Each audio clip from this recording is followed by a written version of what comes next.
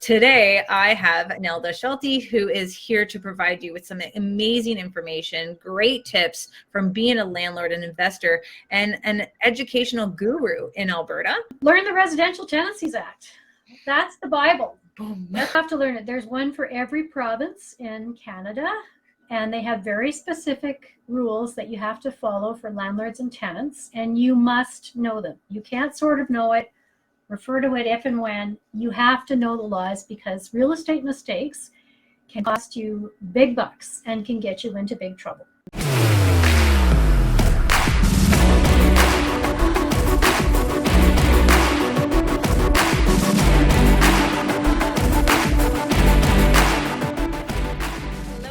And thank you so much for tuning in to the Canadian Real Estate Channel. My name is Kayla Andrade. I am the founder of Ontario Landlords Watch and a co-host on the Canadian Real Estate Channel. We are bringing experts from across Canada to you for your viewing so that you are fully capable and aware of what's happening in the rental industry. Today, I have Nelda Schulte, who is here to provide you with some amazing information, great tips from being a landlord and investor, and an educational guru in Alberta. And I want to thank you so much, Nelda, for being a part of the Canadian Real Estate Channel. My pleasure to be here. Thank you for having me, Kayla. Now, I'm going to be having you on, I think, a lot, because if you get to, we're going to be able to put Nelda's website inside the comments so that you can go and check out, what resources she has for any landlord who is interested in investing in Alberta, because she's a wealth of knowledge. But there's going to be a couple of topics that I first want to pick off is just, what is the landlord's 11 tips that you would like to share with other landlords, tips that you would like to know before you were a landlord yourself? What I wish I knew before I became a landlord or an investor. Well, the first one is treat it like a business. So you need to know the laws, and that's something I did not know. I did not know there were landlord-tenant laws. I was completely ignorant until I started having problems, and then I started figuring them out. And I think I'm probably in very good company. A lot of people do that because they think, how hard is it going to be after I bought the property? I'll just jump in and wing it. If I have problems, that's when I'll seek help. But it actually has to go in reverse. You need to know your business first, and then you need to start investing, and then you need to find the tenants. So that would be my first rule of thumb, would be know the laws, treat it as a business, do your due diligence. So all businesses require a sequencing for attracting and screening employees, and you as a landlord need to have that same process for attracting and screening tenants. So that would be my other point in treating it as a business. Do your due diligence on your tenants. You wouldn't just let somebody walk into your place of employment and just hire them and hand over the keys to your business. You would screen them, and you need to treat your business, your landlording business, the same way. Screen the people that you're going to hand over your $500,000, $1 million, $300,000 property for. Do your due diligence. I would also say look and act professional, because you are going to attract the same kind of tenant as the person who does the showing. So if you are looking professional, you're speaking professionally, you show up on time, your place looks professional, people are going to have a very good impression of you. They're going to think, here's someone who knows what they're doing, they're well organized, they're professional. I need to treat this as a professional contract and a professional agreement. So that would be my other tip. And then this one you're gonna get sick of me talking about because I say it so often, but you have to document everything. So start getting used to documenting everything, starting with your property management business. Even if you have one property, I would say put it on Tenant Cube, put it on Front Lobby, put all of your properties up there, get all of your documentation up there so that every time something happens, it's documented, you can go back to it. And especially when you have tenants, you really need to put your proper documentation in place, not just for the screening process to show tenants that you have a fair and equitable process that you use with everyone, but also to your insurance to prove that you did do your due diligence in screening tenants. So if something does go off the rails, you can say, I did everything I humanly could, here's the evidence. And then for your tenants, once they get in, because when people are moving in and out, there's a lot of stress and money happening, and people don't remember things verbally. I know I sure don't. I don't always remember on Friday what I did on Monday. So it's really, really good practice to start documenting things. Write everything down. If you have addendums to your lease, make sure you put that in writing. It's signed, it's dated, everybody has a copy. Your move-in, move-out inspection, your cleanup checklist, everything. Document everything and keep track of everything and give your tenant a copy. So that would be my next rule of thumb.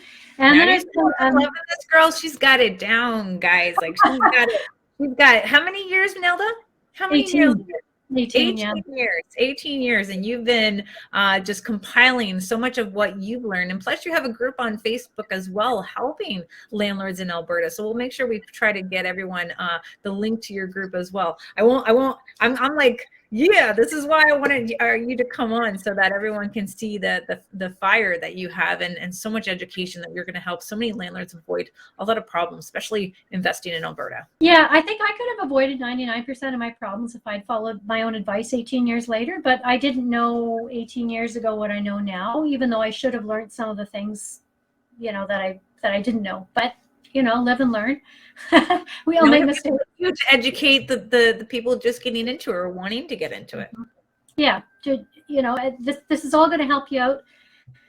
Learn as much as you can now. Go back to articles and blogs and posts from other landlords and see what they have to offer. Join landlord groups. Join Kayla's group, the Ontario Landlords Watch. Join this channel. Subscribe to it because there's just a ton of excellent information on it. And then I haven't gone through my whole checklist yet. I was going to say, take your time finding the right contractors and don't pay contractors in advance. I made that mistake and I got majorly ripped off and I got horrible work done. And then I ended up having to pay probably 3 times as much getting it redone and done by the right contractor. What would you suggest for a contractor? What would you suggest someone do for contractors, how they should be paying them? Well, firstly, if you can get references from them or you can get referrals from people who are happy with their work, then that's the best way to go. And then most contractors should have some kind of credit with the hardware stores or building and construction stores, so they shouldn't be having to charge you up front unless you're doing a major mega renovation project, in which case they might have a draw at different times, but put that in a contract, get it in writing, and have dates attached to it. But just for knocking out a wall in a room, redoing flooring, you shouldn't be paying for that in advance. Mm-hmm. People should do their work, and then when you're happy with it, then you pay. Within reason, of course. I'm not saying wait another year and have them come back a million times for little things, but most people are pretty reasonable. Most people, if the job's done well, they're willing to pay. So make sure that you get all that in writing. And if you have a contractor who sounds like he's in a big rush to get your payment right away, and I have a contractor showed up at my door and said, oh, by the way, I need to get paid early. And I thought, oh, no, you don't. It doesn't happen so much in Calgary because it's a bigger city. There's more selection. But in Fort McMurray, that used to happen all the time. And also contractors would disappear. So you'd have somebody who started a project and then poof, they were gone and they had your money. So that's one thing that I would definitely like to pass on to people. Don't pay in advance. Pay when it's done, unless it's a mega contract, in which case you can put it in writing in a contract. And then learn the Residential Tenancies Act. That's the Bible. That's the 10 Commandments. It is. You have to learn it. There's one for every province in Canada, and they have very specific rules that you have to follow for landlords and tenants, and you must know them. You can't sort of know it, refer to it if and when. You have to know the laws because real estate mistakes can cost you big bucks and can get you into big trouble. I believe Samantha Glass was talking to me at one point about a client she had who had advertised showing discrimination in her ad, and she got sued $100,000. So, I mean, those are mistakes you really can't afford to make, especially when you're starting out, or really anytime. I mean, who's got an extra $100,000 to throw at a fine? I mean, that's not something we want. So, learn your legislation, have it handy. I've got it printed out in a couple different places. I've got a shortened version that I refer to. I've got a longer version. And also align yourself with some resources so that you can double check on things, because even though the legislation's written in black and white, there's a lot of gray area because you're dealing with human beings. So every single situation you deal with is going to be slightly different than the one before it or the one that you dealt with 5 years ago or 2 years ago or 6 months ago. So it's really good to have a landlord-tenant organization who can explain the legislation to you and give you some case history about when it went to court, how did it rule. In Alberta, we have 2 really good organizations, Calgary Residential Rental Association, or CRRA, and we also have ARLA, Alberta, I hope I get this right, Residential Landlord Association. That's why And the abbreviations are nice.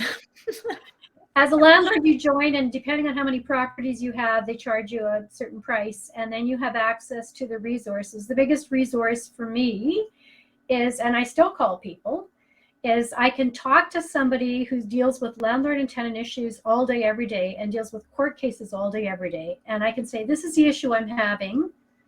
This is how I'm thinking about dealing with it. Can you give me some history or some insight into this about how I should deal with it? And they'll actually tell you, okay, this is what the legislation says, which you'll know if you read the RTA. The last couple court cases ruled like this because of this.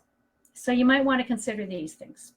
That I find invaluable. So for a couple $100 a year that you can claim on your income tax, you've got access to really excellent resources who know the RTA inside out.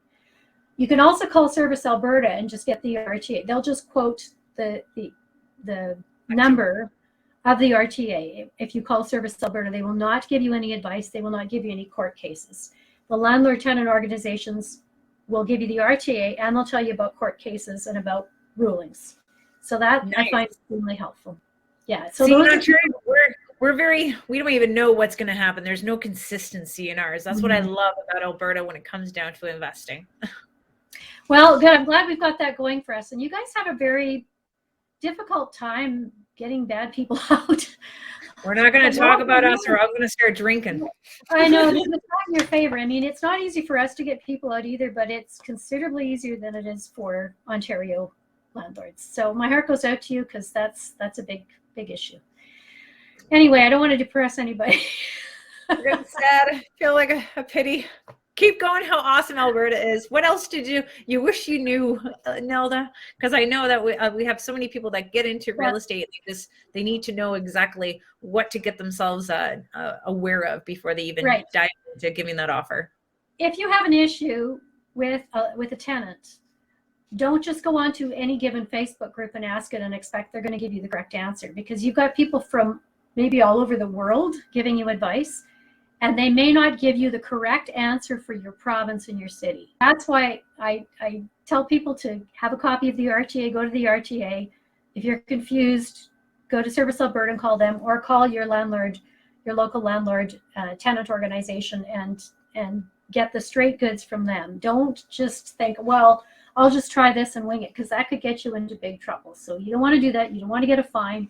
You want to make sure you're staying on the right side of the law. So that would be my other advice, is go to the right source and align with the right sources. Wait until you find the right tenant. So don't jump into it. It's easy to start feeling desperate when your property has been sitting vacant for a little while, or you're not getting phone calls or showings or whatever. But if you jump at somebody and you let them in and you're feeling a little funny about it, you're going to pay for it. So take your time on the front end, do all your screening, do all your due diligence, have a really good, thorough process in place for screening your tenant, and wait to find the right one. And people have also asked me, well, doesn't the screening process scare people off? It scares off bad tenants, but it doesn't scare off the good tenants. And it should weed out anybody who's a scammer or a professional tenant. You should be able to find all those people within your screening process. Now, nothing is 100% foolproof, so don't beat yourself up if you did everything right and it still didn't work out, because that's life, right? Nothing's perfect. But make sure you've got a good screening process in place, and wait for the right tenant. Don't just get the first person who comes, or a person that you're choosing out of desperation. It's much better to have your property sitting vacant with nobody, rather than having it filled with somebody who's horrible and creating all kinds of problems and costing you money. That's great. A good one to know. Keep it empty than have it to be sitting there with months of not have any rent coming in and a lot of legal fees to go with it. Yeah, and that's terrible. That is terrible. Then stick to the lease and stick to the amendments. So if you have written something in the lease, you need to be firm. So you need to be firm with people. Doesn't mean you have to be unkind, but oftentimes people need reminders, because not everybody comes from the same backgrounds. Not everyone has the same assumptions. I've had people who rented rooms in my house when I lived in Fort McMurray who thought because they moved in to a room across from me, they could have anybody they wanted come and stay with them on the weekend, and they could, and I had written in an agreement that no, they had to ask permission. They couldn't have people stay overnight, and they just needed to be reminded. And I find the same with tenants in a lease. Sometimes people just need to be reminded. So that's why you have to go back to your lease and just tell them, according to this is what you signed, this is what you agreed to, and this is permitted and this isn't permitted. Same with amendments. If you want to bring in another occupant, or you want to bring in Alberta, you can bring in pets and have them sign a pet lease. I know you can't in Ontario, but you can in Alberta. If somebody decides to get a pet and you say you can bring a pet in, but you have to sign a pet lease and you have to sign an amendment, then stick with it. Make them sign a pet lease, make them pay your pet fee, make them sign the amendment. Be So consistent, don't start just willy-nilly. Sometimes they change their mind, or, oh, it's okay, it's okay this time. It's like you're starting to show a pattern there. Yeah, it always gets you into trouble. I'm going to give you a little story. So I had a tenant who rented my entire property, and it was a company. And the reason they were looking for a property and they went sort of above their pay zone for that particular employee was because they had birds. And they asked me if I would accept birds in a property. And I thought, well, no big deal. They're in a cage, right? So I didn't have them sign a pet lease. I assumed they would keep the birds in the cage. And I wrote in an email, as long as the birds stay in the cage, I don't have a problem with birds on the property. Well, I didn't get a pet lease. I didn't have a pet agreement. And this person went away to visit their relatives in another country and left the birds out of the cage when they were gone for 6 weeks. So my property manager was coming back and checking on the property and sending me pictures of the birds making a mess of my house, and I was livid. Oh my God. Yeah, it went back and forth. We did end up getting the birds back in the cage. They did have to pay for cleaning. The company paid for everything and apologized to me. But then the company came back and said, Nelda, you have a pet lease, and you should have had them sign a pet lease. And I said, I should have, because I could have outlined there. That's not to say he would have followed it, but I should have put it in a document. I should have stuck to my policy and my procedure. And if he was not okay with keeping the birds in the cage, then he could have found another place. So stick to your own policies and procedures. You put them in place for a reason. You have to keep the same ones in place. You have to be consistent. It's for your protection. It's for the protection of the tenants as well. And then specify your expectations. I read all these comments from people on Facebook where they say, well, the tenants didn't clean this and they didn't clean that. And I frequently go back and ask them, well, did you put it in a document and tell them what you wanted cleaned and how you wanted it cleaned? And they say, well, no, they're adults. They should know that. Well, I had a roommate in grad school whose mother never cleaned. And so she did not literally not know how to clean. That was the standard she grew up with. Whereas I come from a German background where cleanliness is next to godliness, and I was always cleaning, and she thought I had a mental health issue because why are you washing the floor every week? That's just dusting business. Whatever must be done in the property to maintain the quality and the cleanliness, and you need to tell people that's what you expect. And especially when you're doing a move-out cleanup, when people are already frantic and they're busy and they're worried about time, put it in a document before they sign the lease, go over it with them and have them sign and date it so that they know what you expect them to do before they move out. So put your documents in place, put all your expectations in place, document them. Everyone gets a copy, everyone signs it, everyone dates it, and store it in your tenant cube file. So you must be consistent, and you must store things, you must document things. And then when you're dealing with volatile tenant issues, as we all do from time to time, nobody likes them, nobody goes out of their way to have them, but stay as neutral as possible. So stick to, according to the lease, this, and this. If you start putting emotions in, it just makes things much, much worse. Think of times I've let myself go and I've yelled at people. It only happened once. I yelled at a tenant. He was being a complete idiot, and I just thought, I'm going to lose it. And I did. And I thought, why? I was not happy with myself afterwards. I thought, there's other stuff he's probably going to come back to me and ask me about. Now, where do you go after you've had a yelling match? If you at least maintain a level of professionalism and politeness, you have that. As hard as it is to do sometimes, because people will really try hard to push your buttons. You do. You have the people where like your emotions is just you're invested. So if you have that feeling that your emotions are going to explode, now you got to learn when to bring in a third party to assist to make sure that you still have that professionalism that you talk about, and to show that there's nothing that that tenant now has on you because you were still acting in a professional manner. Exactly. Yeah. So I love your suggestion about bringing in a third party, somebody else to help you with it, or take a break. I know Kayla doesn't do this. She lets people kind of talk their way through. But if people are being extremely rude to me and just yelling, I'll just say, call me back when you can be polite, and I hang up. Because, you're not going to get anywhere. They're not going to get anywhere yelling at me. I'm not going to yell at them. I'm not going to cross that threshold. So let's talk when we've all calmed down. And hey, once we get into how to pick your brain on tenant screening, that will help us avoid having to have a tenant where we're going to scream. Now, what else have you learned throughout your time of being able to give that information to the viewers? Are we at our 11? We're not at 11. I think we've hit 11 what? plus. Come on. What else have I learned? People are not always 100% predictable. I used to be on the membership board for a housing committee in Edmonton, and we had a very thorough screening process. And we had one tenant who was excellent, lived in one of the townhouses, decorated the property beautifully, planted flowers. Unbeknownst to us, because you can't ask this, it's not legal, and you wouldn't ask it, it's a privacy issue. The tenant had a drinking problem and fell off the wagon 10 years after the tenant had been on the property.